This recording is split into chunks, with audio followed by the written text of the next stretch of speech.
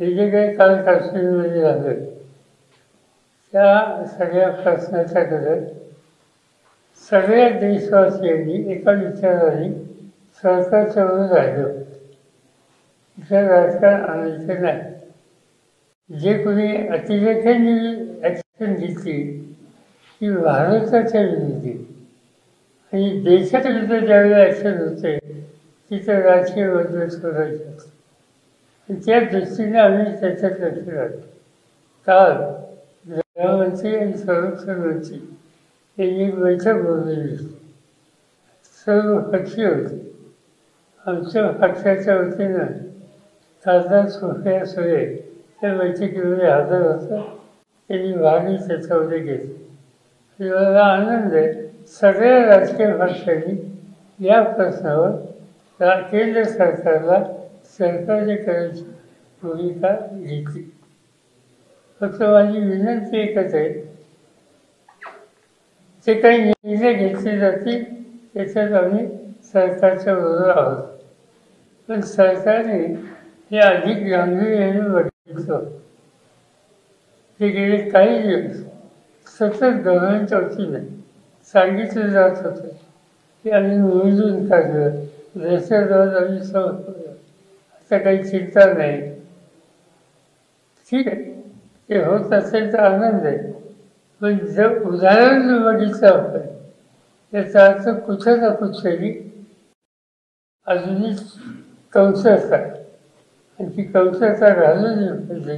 देशात हल्ला होत असेल आणि सरकार त्याचं गांभीर्य नोंद घेत असेल, कमतरता आहे ही मान्य करत असेल तर ही कमतरता काढणं याच्यात तातडीने पावलं टाकावी. त्याही कामात आम्हा लोकांचं सरकारला राहील.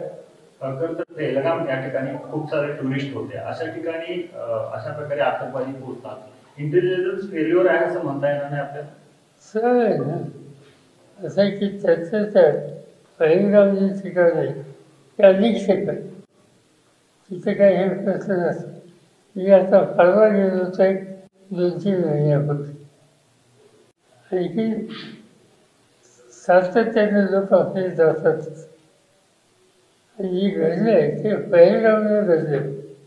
याचा अर्थ आपल्याला जे दहशतवादी प्रवृत्तीविरुद्ध आपण यश संपादन केलं हा जो निष्कर्ष करतोय तो थोडा सावध साधावा आणि काळजी घेतली.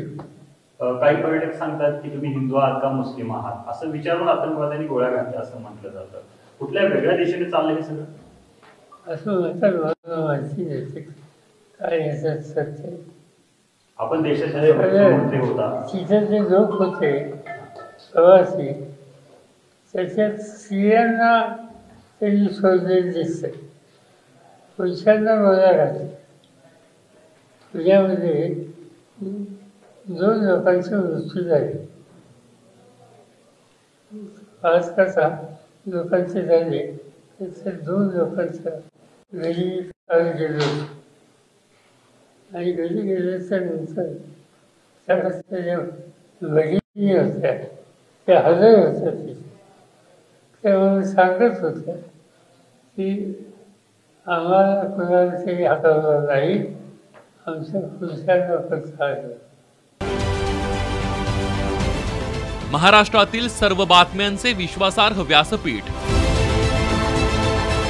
सकाळच्या सर्व सोशल मीडिया प्लॅटफॉर्मला लाईक, फॉलो आणि सबस्क्राईब करा. तसंच सर्व नोटिफिकेशनसाठी बेल आयकॉन प्रेस करायला विसरू नका.